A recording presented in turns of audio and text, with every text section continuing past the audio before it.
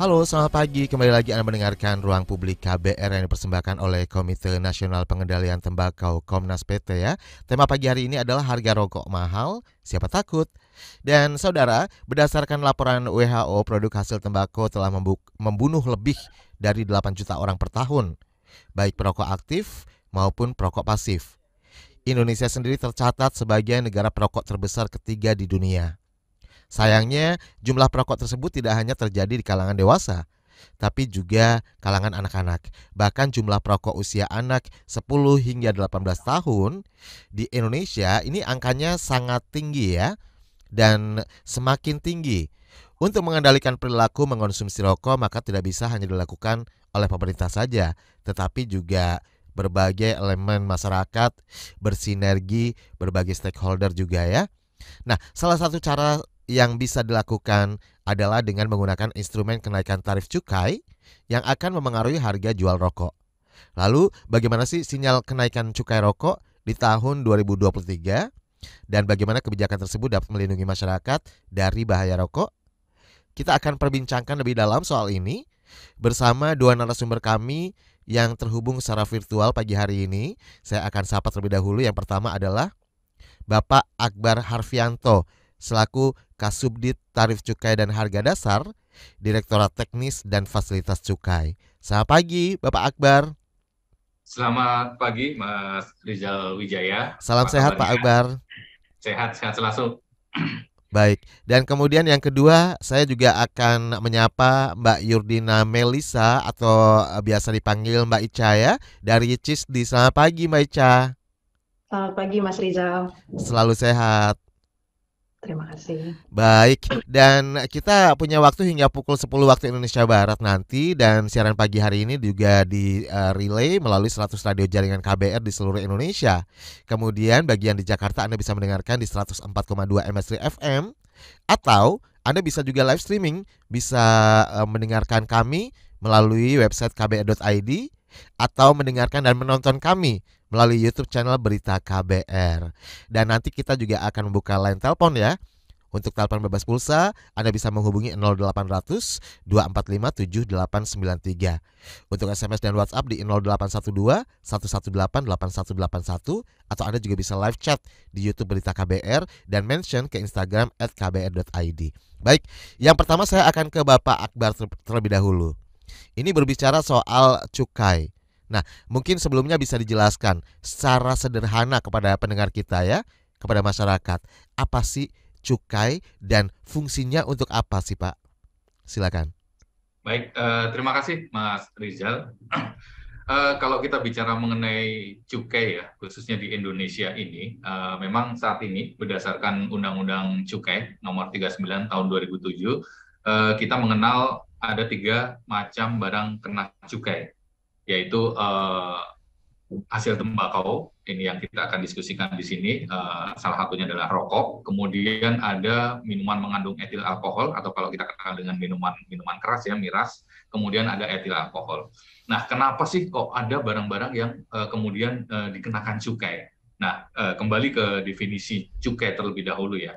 Cukai ini sebenarnya merupakan pungutan negara, makanya dasarnya adalah undang-undang. Karena kita ketahui, Mas Rizal, setiap pungutan negara ini memang harus mengacu atau berdasarkan kepada undang-undang. Tidak boleh aturan di bawahnya, karena ini kan terkait dengan beban yang diberikan kepada masyarakat. Nah, cukai ini merupakan pungutan negara yang memang dikenakan terhadap barang-barang tertentu, yang karena sifat atau karakteristiknya itu berdasarkan undang-undang memang harus dibebankan. Nah, kalau kita bicara kemudian, apa sih karakteristik barang yang memang terkena cukai? Kita ada mengenal beberapa kriteria, Mas Rizal, berdasarkan undang-undang itu. Berarti pertama adalah karena peredarannya harus diawasi, kemudian menimbulkan dampak negatif baik terhadap masyarakat maupun terhadap lingkungan. Kemudian juga ada dalam rangka mewujudkan keadilan dan keseimbangan. Kemudian yang terakhir dikenakan karena memang fungsi pengendalian. Nah, kurang lebih kriteria-kriteria itu. Nah, kalau kita masuk kepada rokok ya, nah, rokok itu memang masuk dalam kriteria itu, bahwa memang dalam konsumsinya barang tersebut perlu dikendalikan. Kurang lebih seperti itu, Mas Riza. Baik, dan sebelum kita bicara soal kenaikan cukai rokok, karena ini hampir setiap tahun naik ya Pak ya. Ya, betul. Apa saja sih hal-hal yang harus diketahui masyarakat umum soal cukai rokok ini? Baik, untuk cukai, cukai sendiri memang ada dua pijakan, yaitu fungsinya sebagai budgeter dan sebagai reguleran. Sebagai budgeter itu ya memang terkait dengan penerimaan, reguleran itu ya memang dalam rangka pengaturan. Nah, dalam hal ini yang tadi saya sampaikan di awal, berdasarkan undang-undang memang konsumsinya memang harus dikendalikan. Itulah yang menjadi pijakan kenapa kemudian ada beban tarif cukai ya. Kenapa kok setiap tahun ada kenaikan tarif cukai, kenaikan harga jual eceran minimum. Nah, itu ada dua fungsi tersebut yang memang menjadi pijakan pemerintah. Kurang lebih seperti itu, Mas Rizal. Baik, dan saya ke Mbak Ica terlebih dahulu. Mbak Ica, mungkin bisa dijelaskan ya, seperti apa nih tingkat konsumsi rokok di Indonesia? Betulkah di kalangan muda ini mendominasi penambahan jumlah perokok di Indonesia? Lalu seperti apa sih datanya yang terbaru dari CISDI? Oke, Mas Rizal, kalau dilihat tadi fungsi pengenaan cukai adalah untuk mengendalikan konsumsi. Kenapa? Karena memang kebijakan kita sampai saat ini itu belum mampu untuk menekan konsumsi rokok secara signifikan. Jadi kalau kita Betul. lihat relatif stagnan, bahkan selama pandemi itu kecenderungannya malah agak naik ya. Data saya bilang bahwa presentasi merokok usia 15 tahun ke atas itu naik ke 29% di 2021 gitu. Dan kalau kita lihat modeling-modeling yang dilakukan oleh para peneliti mengenai perkembangan dari prevalensi rokok anak itu makin lama akan makin naik. Diprediksi kalau kebijakannya masih seperti yang sekarang sampai 2030 itu akan sampai 16%. Jadi makin jauh dari target RPJMN kita yang di 2024 inginnya 8,7% Kebijakan yang gitu. seperti sekarang ini ya Mas, maksudnya seperti apa Mbak? Mbak Ica? Iya, jadi kalau kita lihat kebijakan rokok itu kan pengendalian ada dua garis besarnya ya. Pertama adalah yang terkait harga. Jadi yang tadi Pak Akbar bilang mengenai pengenaan cukai supaya kemudian rokoknya bisa mahal dan kemudian tidak terjangkau untuk bisa dibeli. Yang kebijakan yang kedua yang juga lemah di Indonesia adalah kebijakan yang terkait dengan kebijakan non harga ya. Jadi bagaimana kita bisa mempersulit orang untuk bisa merokok. Kebijakannya macam-macam. KTR kita masih lemah pengawasannya. Tidak semua tempat itu kemudian menerapkan kebijakan kawasan tanpa rokok dengan baik. Kalau kita lihat iklan itu juga masih ada dan pengawasan iklan terutama iklan-iklan yang di media elektronik dengan PP 109 kita yang amat lemah itu menyebabkan banyak sekali pengaturan terkait kebijakan non harga juga masih stagnan di Indonesia. Dan itulah yang mengakibatkan kemudian konsumsinya nggak turun. Jadi kalau kita lihat pengeluaran keluarga, 11% pengeluaran keluarga di Indonesia itu rata-rata habis untuk rokok, gitu. Dan itu tidak banyak berubah dari tahun ke tahun. Dan kita melihat bahwa konsumsi yang bermasalah ini menyebabkan kerugian kita makin banyak. Jadi kalau jadi salah satu keindahan dari instrumen cukai yang tadi Pak Akbar juga bilang bahwa uang yang dikumpulkan itu bisa menjadi pendapatan negara yang kemudian bisa direalokasikan untuk menambal kerugian yang kita alami karena konsumsi rokok yang berlebih. Tapi kalau kita lihat dengan kebijakan yang lemah seperti sekarang, konsumsi terus naik, kerugian kesehatan kita aja sudah sampai 28,1 triliun di tahun 2020. Padahal pendapatan negara yang directly dialokasikan untuk kesehatan dan menambal biaya kesehatan akibat rokok itu cuma 8,1 triliun gitu. Jadi gapnya makin tinggi dan kita berharap bahwa momentum untuk memperbaiki Permenkyu cukai dari tahun ke tahun bisa menjadi alat untuk membalikan keadaan. Baik. Ya, jadi halo Mbak Ica, suaranya tidak terdengar? Ya. Terdengar? Oke, siap. Baik. Ya, agak nge-freeze tadi. Baik, Mbak Ica, jadi intinya kenaikan cukai rokok ini tidak serta-merta terus bisa menekan laju penambahan jumlah perokok di Indonesia ya? Betul. Kenaikannya masih kurang tinggi. Jadi kalau kita lihat grafik keterjangkauan rokok, kita lihat kenaikan cukai kita yang diputuskan naiknya gradual ya. agak berbeda dengan resepnya WHO yang bilang harus naik tinggi dan sangat cepat karena kita gradual, maka kemudian kenaikan cukai itu nggak sebanding dengan kenaikan pendapatan. Jadi kalau kita lihat dari grafik affordabilitas yang panjang ya, kita melihat konsumsi rokok itu lebih, kalau saya lihat dari grafiknya, mungkin penurunan dari keterjangkauan itu terjadi ketika memang masa-masa reses ekonomi gitu. Itu jauh bisa turun lebih dalam karena memang pendapatannya kemudian agak turun.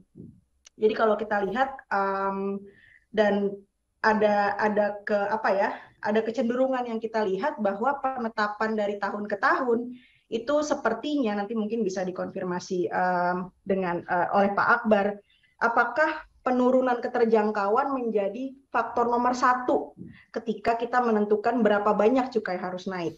Yang kami khawatirkan adalah itu dihitungnya agak terbalik. Jadi kita butuh menambal APBN berapa, sehingga kemudian cukai ditetapkan berapa, agar kemudian semerta-merta bisa menambal APBN saja. Kita mendorong supaya fasad dari keterjangkauan ini yang dijadikan satu-satunya alasan untuk menetapkan tarif cukai pada tahun tersebut. Oke. Jadi Pak Akbar, kalau per Januari 2022 ini cukai rokok kan naik sebesar 12% nih. Jadi kalau kata Mbak Ica dari CISDI ini kurang besar gitu ya kenaikannya ya. Nah, untuk menaikkan 12% ini sebenarnya alasan utamanya apa sih Pak? Urgensinya mungkin bisa dijelaskan. Dan sekaligus menanggapi tadi titipan pertanyaan dari Mbak Ica juga ya.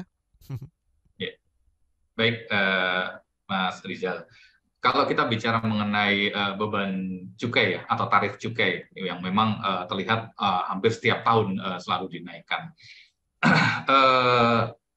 basis atau dasar pemerintah kemudian mengapa menerapkan, kenapa sih 12%, kenapa kemarin sampai 23%, kenapa 2019 juga bahkan tidak ada kenaikan gitu. Sebenarnya kami ada pendekatan, menggunakan pendekatan yaitu 4 aspek atau kami mengenal dengan 4 pilar. Yaitu pertama bicara masalah pengendalian, betul yang disampaikan Mbak Ica, memang amanah dari undang-undang sendiri, salah satunya adalah pengendalian. Kita bicara mengenai pengendalian, aspek pertama. Kemudian aspek kedua kita bicara mengenai penerimaan, Mas Rizal. Jadi penerimaan pun juga menjadi salah satu aspek pertimbangan. Kemudian yang ketiga, keberlangsungan ini mengacu kepada undang-undang, Mas Rizal, di pasal 5 undang-undang cukai, ruang terhadap keberlangsungan industri juga tetap kita perhatikan. Kemudian yang keempat atau terakhir, kita melihat dari aspek rokok ilegal, karena rokok ilegal dan disinsentif untuk rokok legal. Dan ini memang dalam diskusi kami dengan beberapa lembaga, termasuk dengan WHO, kami sepakat hal-hal mengenai ini, bahwa memang ada kontribusi mengenai kenaikan tarif terhadap rokok ilegal. Nah, kemudian dari 4 aspek ini, kami kemudian akan merumuskan ke dalam bentuk tarif cukai. Nah, tarif cukai itu sendiri, Mas Rizal, sebenarnya merupakan instrumen dari, pertama, kita melihat dari pertumbuhan ekonomi. Perkiraan pertumbuhan ekonomi tahun depan berapa. Nah, itu kemudian kita tambahkan dengan tingkat inflasi juga, karena kita akan memperhitungkan dari value ya. Kalau pertumbuhan ekonomi kan kita melihat dari representasi dari daya beli masyarakat. Kemudian kalau inflasi terhadap value barang tersebut ya. Kemudian yang terakhir adalah unsur pengendalian. Jadi ada 3 unsur, pertumbuhan ekonomi, memperhatikan daya beli masyarakatnya, kemudian inflasi dari value barang, dan pengendalian. Nah, unsur pengendalian yang tadi saya sampaikan, 4 aspek tadi, mulai dari tujuannya ya, mulai dari aspek pengendalian itu sendiri, kemudian target penerimaan, memperhatikan industri, dan dampak terhadap rokok ilegal. Nah, kurang lebih itulah yang kemudian membentuk kenapa beban tarif muncul sebesar, katakanlah di tahun ini 12,5% ya. Nah, kalau kita memperhatikan dari data sendiri ya, kalau kami menggunakan proxy data konsumsi, karena kami tidak mempunyai data konsumsi yang sifatnya serial ya, kami menggunakan data produksi berdasarkan data pemesanan pita cukai. Sebenarnya ya, menjawab Mbak Ica juga, sebenarnya terjadi penurunan. Sebelumnya memang yang tadi saya sampaikan bahwa di tahun 2019 tidak ada kenaikan tarif, itu produksi berdasarkan pemesanan pita cukai itu mengalami kenaikan sampai 356 miliar batang ya kurang lebih. Kemudian di tahun 2020 ini ada semacam double hits ya kalau kami analisis. Pertama karena efek pandemi, yang kedua pada waktu itu kita memang menaikkan tarif yang cukup agresif ya, 23%. Nah ini produksi mengalami penurunan 322 miliar, jadi mengalami penurunan. Nah di 2021 sudah mulai rebound lagi. Nah ini memang yang kemudian kami juga memperhatikan ini. Unsur pengendalian ini juga menjadi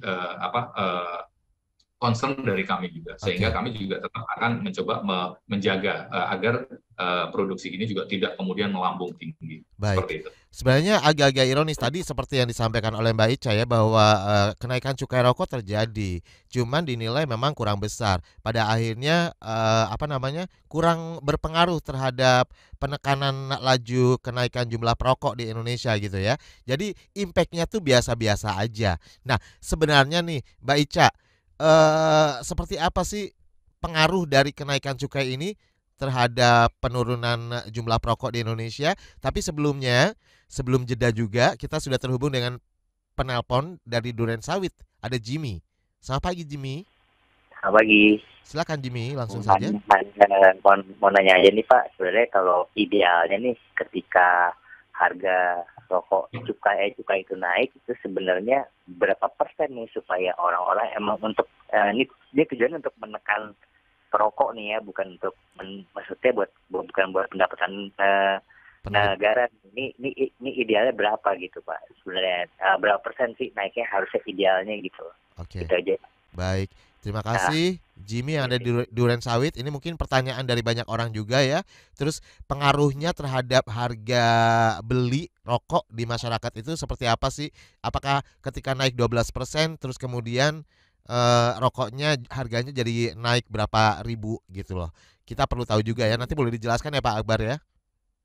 Yeah. Dan Mbak Ica, nanti pertanyaan yang tadi sudah saya sampaikan juga boleh ditanggapi setelah jeda iklan ya Mbak ya. Jangan kemana-mana, tetap di Ruang Publik KBR bersama saya Rizal Wijaya.